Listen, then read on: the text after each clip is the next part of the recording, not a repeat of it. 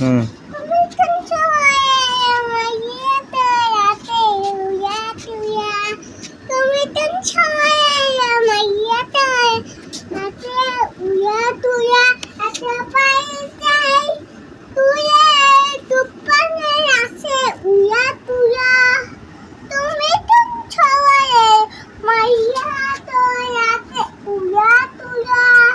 নেসারাবাদে fire সার্ভিসের অসম্ভব কাজকে সম্ভব করে দেখিয়ে দিলেন স্থানীয় 4 জন সাধারণ ব্যক্তি। সন্ধ্যা টিভির প্রতিবেদনে দেখুন বিস্তারিত। সাথে আছে আমি কাউসার মাহমুদ। নেসারাবাদে ৩৪০ ফুট উঁচুতে একটি বিদ্যুতের টাওয়ারের চূড়ায় উঠে ৬ ঘন্টা অবস্থান করেছিল একজন মানসিক ভারসাম্যহীন লোক। এতে গোটা উপজেলায় ৫ ঘন্টা বিদ্যুৎ বন্ধ ছিল। নেসারাবাদ ফায়ার সার্ভিসের শত চেষ্টা ব্যর্থ হওয়ার পর স্থানীয় 4 ব্যক্তির প্রচেষ্টায় ওই যুবকটিকে উদ্ধার করা সম্ভব হয়েছে। ফায়ার সার্ভিসের চোখে আঙ্গুল দিয়ে এমন সাহসী কাজে অংশ নেওয়া ওই 4 জন লোকেরা হলেন কাউখালী থানার মোহাম্মদ শাহ আলম ওরফে কালু মিয়া, একই উপজেলার মোহাম্মদ ইমাম হোসেনের ছেলে মোহাম্মদ রিপন, নেসারাবাদ উপজেলার জগৎপট্টি গ্রামের মোহাম্মদ জবান আলী হাওলাদারের ছেলে মোহাম্মদ কালাম হোসেন এবং কামারকাছি গ্রামের মোহাম্মদ কুদ্দুস মিয়ার ছেলে মোহাম্মদ রুবেল হোসেন।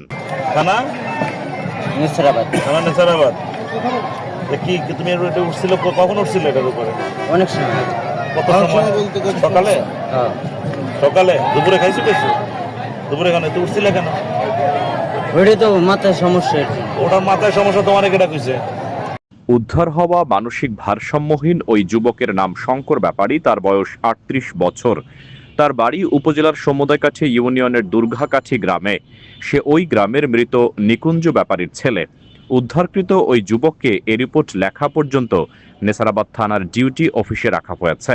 স্থানীয়রা জানান, উপজেলার স্বরূপকাঠি পৌরসভার ৭ নং ওয়ার্ডের সেনা ক্যাম্প সংলগ্ন উপজেলার সন্ধ্যা নদীর পশ্চিম পাড় এবং পূর্ব পাড়ের বিদ্যুৎ সংযোগে 2 পাড়ে 2টি উঁচু টাওয়ার করা হয়েছে, যে টাওয়ার দিয়ে উপজেলার বিদ্যুতের মেইন লাইন টানা হয়েছে।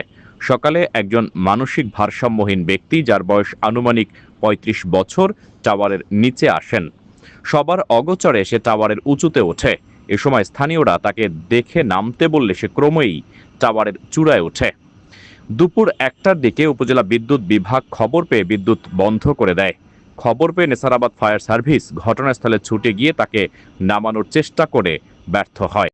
নেসারাবাদ ফায়ার সার্ভিসের স্টেশন ইনচার্জ মোহাম্মদ মনিরুল ইসলাম জানান, আমরা দুপুর 1টার সময় খবর পেয়ে ঘটনাস্থলে ছুটে গিয়েছি। দীর্ঘ কয়েক ঘন্টা পরে স্থানীয় কিছু যুবকদের সাহসী প্রচেষ্টায় তাকে নামানো হয়েছে।